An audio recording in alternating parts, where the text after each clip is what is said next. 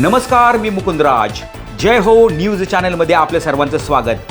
अंधश्रद्धा निर्मूलनासाठी 2013 मध्ये कायदा करण्यात आला आहे.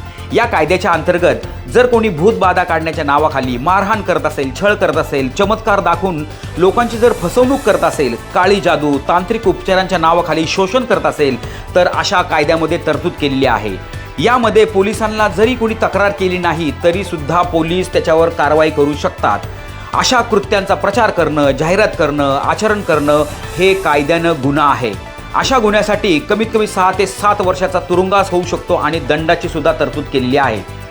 जे लोक ज्योतिषशास्त्राचा अभ्यास करत आहेत, ज्योतिषशास्त्राचा व्यवसाय करत आहेत, अशा लोकांच्या ऑफिसमध्ये, कार्यालयामध्ये जर हातजोडी, पायापडी, लक्ष्मीची वेणी, काळी हळद, काळी निरगुडी, त्याचबरोबर उलटा रावण, इंद्रजाल, सियाल सिंगी, मांजरीची वार, सापाची कात, ज्या वनस्पतींवर बंदी आहे अशा वनस्पती, प्राण्यांची कातडी, नखे, हस्तिदंत अशा प्रकारच्या जर गोष्टी सापडल्या तर त्यांना कमीत कमी 6 ते 7 वर्षाची शिक्षा होऊ शकते आणि दंडसुद्धा होऊ शकतो. त्यामुळे सावधान.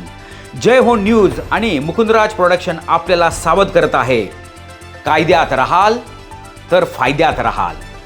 कायदे में रहोगे तो फायदे में रहोगे. जय हो.